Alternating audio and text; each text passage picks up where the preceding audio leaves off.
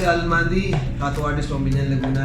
Dito po ako ngayon para ipakita sa inyo, bigyan ng review itong machine na to na galing from Soku Tattoo Supply. Papakita ko kung ano yung mga pinagkaiba niya sa ibang mga machine ko na nandito. Itong machine na to ay binili sa akin last 2 weeks ago. So, ito siya. Pen po siya, pen. Wala po siya manual pero okay na din. Sabi sa akin ng nagbigay na to, na si Trey, na itong machine na to ang stroke niya is 3.5mm stroke. So, ibig sabihin, pwede siya sa lahat. Pwede sa lining, sa shading, yung black and gray, pwede rin sa coloring. Ngayon, titignan natin loob. Hindi natin siya makikita mismo pinaka-internal. No? So, ang sabi sa akin dito, ito daw ay direct drive yung loob. So, made from the top quality machine itong loob na to. So, yun yung sabi sa akin ng supplier. Tsaka ito ay RCA. So, madali siyang partneran sa ibang mga cables. So, hindi tayo mahihirapan para sa mga cable. So, anywhere, sa makakuha ka ng cable kasi RCA ito siya. So, kaya ang gagawin ko is titignan ko yung pagkakaiba ng machine na to tsaka itong dalawang machine na to ng injecta. So, bali, ito kasi, yung injecta na to is, ang thumb wheel niya is 4mm. Then, ito naman isa is 2.5mm. Bali, ang ganda nito naman sa machine na to is 3.5mm. So, nasa in-between siya, kung titignan mo siya, in-between siya nitong 4mm, 3.5, then 2.5mm. So, ibig sabihin, ito kasi, black and gray ko, medyo mahirap siya sa outline. Ito naman, outline, coloring, medyo matigas siya pagdating sa shading. Kaya nagkaroon ako nito, so magkakaroon ako ng nasa in-between ako. So, tingin ko maganda yung kakalabasan nitong gamit itong 3.5mm na ito. Last time, nagamit ko siya sa black and gray. Ang review ko naman sa kanya sa black and gray is maganda siya kasi nung ginamit ko sa outline, suwabe siya, linya, smooth, sharp din. Hindi nagtotrauma yung balat. Then yung sa shading naman pagdating sa black and gray naman, smooth na smooth siya. Yung hit niya, ang dali niya papasukin. Then yung vibration niya, light lang. Although naka-pen tayo, pero light lang yung vibration niya. Hindi to din mga ibang pen. Sobrang lakas ang vibration. Ito hindi. Bali light lang yung vibration niya. So yun yung magandang factor ng pen na to. Ngayon, gagawin ko ngayon is susubukan ko siya kung gaano siya kalakas.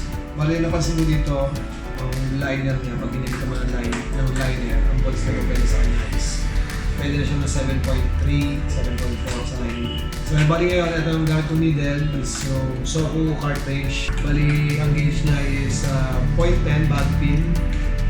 So, gagawin nito is 14. Bali, 14 line ito, ibig sabihin makapalan na madaming needle. Then, subukan ko na sa power supply ko na Trinity, which is 7.3 volts. So, liner. Napansin ko dito, pag gamit ko itong Trinity na to, pagdating sa lining 7.3, tapos pagdating sa shading, ang gamit ko sa kanya is 8 volts. So, kaya gagawin ko sa kanya is 7.3 liner. Kaya yung tulog niya. Dynamic naman siya. Ganda naman yung bato ng kuryente, hindi siya naka-fluctuate.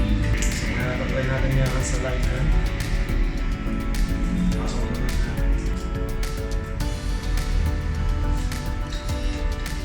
Yan, ganito lang siya kaingay. Pero nalang lang yun kasi pinimit naman ng 14. Pero kadalasan ginagawa ko niyan is nilalagay ko ng petroleum grill sa likod. Para pag sinat ako dito, hindi gano'n kaingay. Titignan nyo, pagkasagad yung needle na to, yung stroke na nalabas sa kanya, yung nakakaba.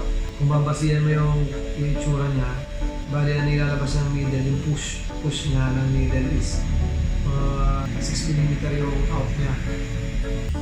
Handy siya, as less vibration, madaling ikot-ikutin, may buwelo, tsaka ayun, hindi ko kaya labanan tong ibang mga top na machine. Ang nilabas ng ibang kalaban. So, I think ito sulit pagka binili nyo. Mga tatagal talaga siya. Yun yan, saka all around. Pero ayan, ganito lang siya. Bali, yung size niya lang is 10 centimeter. 10 centimeter lang yung ano niya, yung haba niya. Then 4 centimeter yung taba niya. Okay, bali ang total rating nito para sa akin is 5 star out of 5. Kasi una siguro kasi affordable siya sa halagang 10,000 pesos. Pangalawa, kahit ano pwedeng gamitin dito, pwedeng liner, pwedeng shader, pwedeng coloring. Kumbaga, complete package na siya. Mas madali siya. Kumbaga, wala ka nang hahanapin pa. Hindi mo na kailangan sobrang daming machine. Gamit na to isang machine na to. Tapos pangatlo, pwede siyang pamatagalan. Pwede siya kahit mga 15 hours mo straight itong gamitin. Tingin ko tatagal talaga to. So, meron din siyang 1-year warranty. Sabi sa akin ng mismong supplier na to. Pwede nila ibalik sa kanila. So, yun. Para sa akin, kung ako sa mga ibang tattoo artist dyan na gusto bumili ng machine, siguro mas okay na itong isang machine na panabili nyo kaysa bumili kayo ng sobrang mahal na machine. Okay, una ko kayo bumili ng sobrang murang machine. Pag nakakita ka na ganitong presyong machine, ibig sabihin okay na to. Pangmalakasan siya pero hindi ganun pamahal. Mga abot kayang presyo. Sana po takbili nyo itong bagong machine na to. Ito ay out na po sa market, sa supplier ko. So, sabihin nyo lang ako kung gusto nyo kumuha. Tingin ko naman masusulitan kayo sa machine to kasi talagang all-in-one package siya. Yun lang po. Salamat po sa inyo lahat.